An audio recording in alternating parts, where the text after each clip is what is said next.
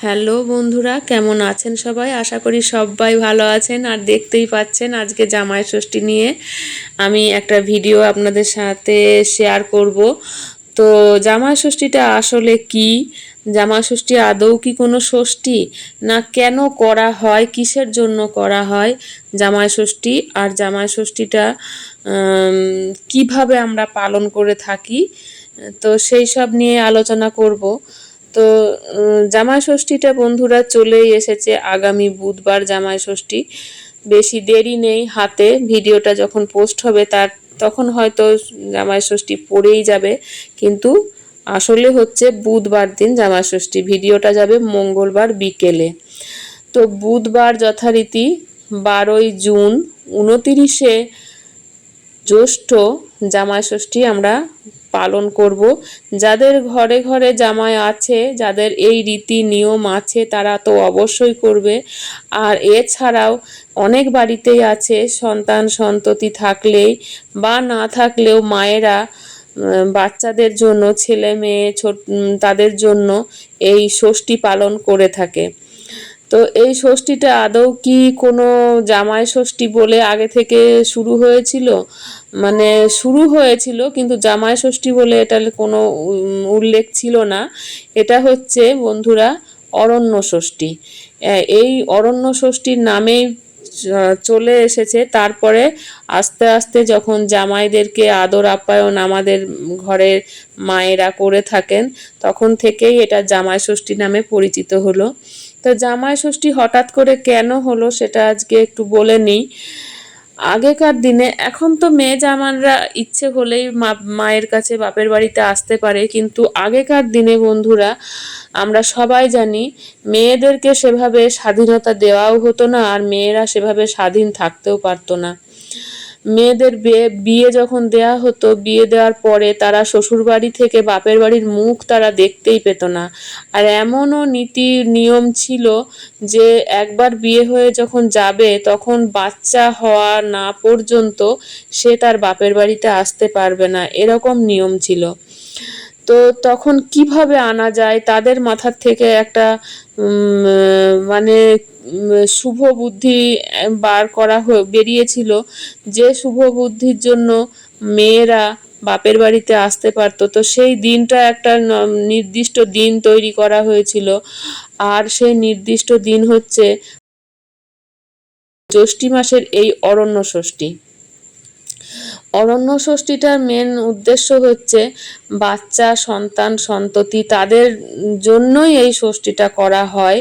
তো যেহেতু মেয়ে জামাই বা জামাই আর তার সঙ্গে নাতি নাতনিরা তখন আসতে পারতো বলেই, আর মেয়ে জামাইদের সাথে সাথে নাতি নাতনিদেরও ষষ্ঠী পালন করা হতো, আর জামাইরা আসতো, সেই জন্য জামাইদের সম্মান দেওয়ার স্বার্থে জামাই ষষ্ঠী বলে এটা উল্লেখ করা হয়েছিল। তো তখন থেকে জামাই ষষ্ঠী পালন করা হতো। দেখুন জামাই ষষ্ঠীতে কি কি লাগে।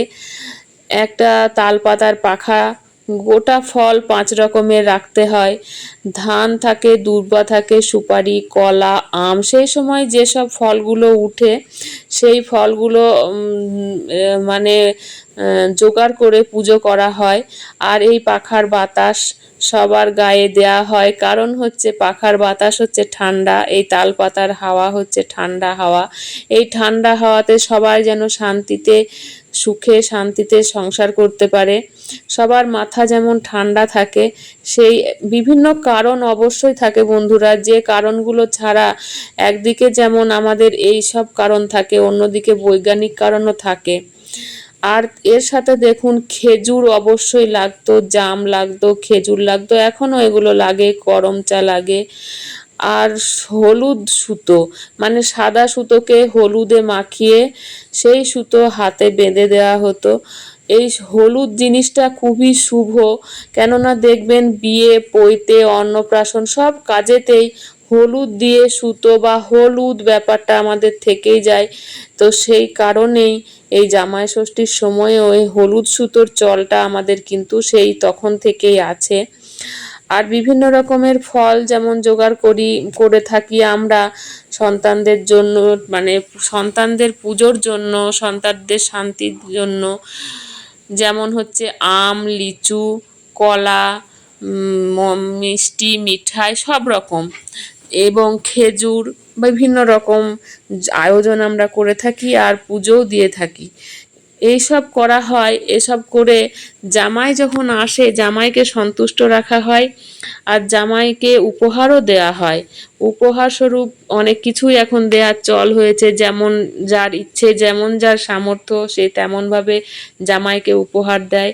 আর জামাইও নিজে হাতে করে শাশুড়ি মায়ের জন্য কিছু উপহার ঠিক নিয়ে আসে। এই হচ্ছে রীতি।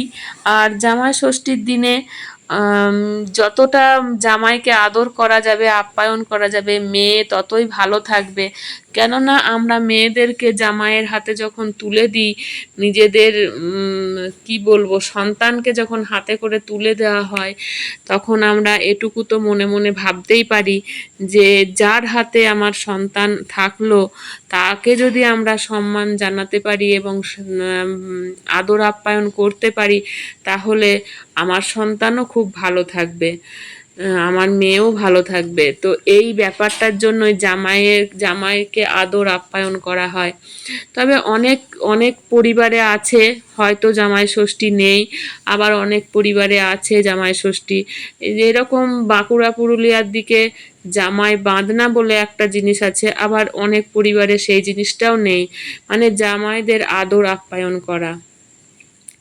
তো জামাইদেরকে আদর আপ্যায়ন করতে গিয়ে এমন কিছু ভুল করে ফেলবেন না, অতিরিক্ত খাওয়া দাওয়া করে শরীরটা যেন খারাপ না হয়, তাহলে সেটা খুব খারাপ হয়ে যাবে। তো সেই জন্য লিমিট রেখে খাওয়া দাওয়া করবেন। আর একটা জিনিস, এখনকার যেটা আমরা পড়ি, ষষ্ঠীর যে একটা গল্প আমরা পড়ে থাকি, সেই গল্পটা একটু বলে নিই। এক বাড়িতে দুটি বউ ছিল। তো দুটি বউয়ের মধ্যে ছোট বউ খুব লোভী ছিল। আর সেই ছোট বউ এত লোভী, বাড়ির সব ভালো মন্দ খাবার যখন রান্না হতো তখন সে চুরি করে খেয়ে নিত। আর খেয়ে নিয়ে যখন জিজ্ঞেস করা হতো এটা কি হলো, তখন ও একটা বেড়ালের নামে দোষ দিত। তো বেড়াল হচ্ছে মা ষষ্ঠীর বাহন। তো মা ষষ্ঠী তখন দেখতে দেখতে দিনের পর দিন খুব রাগ হতে থাকলো যে আমার বাহনকে এইভাবে মিথ্যে অপবাদ দিচ্ছে। তো তখন ওর সন্তান হওয়ার মানে আসতেই দিত না। তো এক সময় দেখছে যে দিনের পর দিন বছর পর বছর চলে যাচ্ছে, সন্তান সন্ততি হচ্ছে না। তখন সে মা ষষ্ঠী কাছে অনেক পুজো আর্চা এসব শুরু করেছে, কিন্তু কিছু তো হচ্ছে না। তখন মা ষষ্ঠী এক বৃদ্ধার বেশ ধরে এসে ওদের বাড়িতে বলেছিল যে তোমার যে এরকম হচ্ছে, তুমি মা ষষ্ঠীর পুজো করো, দেখো তোমার সব দোষ কেটে যাবে, তোমার সন্তান হবে, তুমি সুখে শান্তিতে ঘর করবে। তো এই এই গল্প অনুযায়ী সেই ছোট বউ খুব মা ষষ্ঠীর পুজো আর্চা শুরু করে এবং মা ষষ্ঠীর কৃপায় তার ঘরে সন্তান সন্ততি হয়েছিল এবং সে সন্তান নিয়ে মা ষষ্ঠীর পুজোও করেছিল। এবং সে এখন মানে তার পরবর্তীকালে সে অনেক ভালো ছিল, সুখে ছিল। আর সেই তার যে বদ অভ্যাস সেটাও চলে গিয়েছিল। তো সেই একটা গল্প আমরা শুনে থাকি। তো মা ষষ্ঠী হচ্ছে বা ষষ্ঠী পুজো, এটা হচ্ছে সন্তানদের জন্য। দেখবেন ষষ্ঠী বাচ্চা হওয়ার পরে 6 দিনের মাথায় একটা ষষ্ঠী পুজো হয়। এটা হচ্ছে জামাই ষষ্ঠী বলে কিছু নয়। যেমন ধরুন দুর্গা ষষ্ঠী, যেমন ধরুন শীতলা ষষ্ঠী, এগুলো সব কিছুই মা ষষ্ঠীর কৃপা আর মা ষষ্ঠীর জন্যই পুজো। তো যাই হোক, আমরা আমাদের সন্তান মানে কন্যা সন্তানদের ভালো থাকার জন্য জামাইদের যে আদর আপ্যায়ন করে থাকি সেটা অবশ্যই আমরা করব এবং তাদের সম্মান, আদর, যত্ন যতটা সম্ভব আমরা করে যাব। আজকে এই ভিডিওটা আমার কেমন লাগলো বন্ধুরা, যদি ভালো লেগে থাকে তাহলে অবশ্যই চ্যানেলটি সাবস্ক্রাইব করে নিতে ভুলবেন না এবং বেল বাটনে ক্লিক করতেও ভুলবেন না। চলে আসবো নতুন কিছু নিয়ে, নতুন কিছু ভিডিও নিয়ে আপনাদের সামনে। আর দেখা হবে খুব শীঘ্রই। প্রত্যেক দিন আমি বিকেল 5টায় এরকম ভিডিও দিয়ে থাকি। আপনারা সাথে থাকুন আর আমার ভিডিও দেখতে থাকুন। আর জামাইদেরকে খুব ভালোভাবে আপ্যায়ন করুন, খুব অতিরিক্ত খাওয়া দাওয়া করবেন না শরীর ঠিক রাখতে।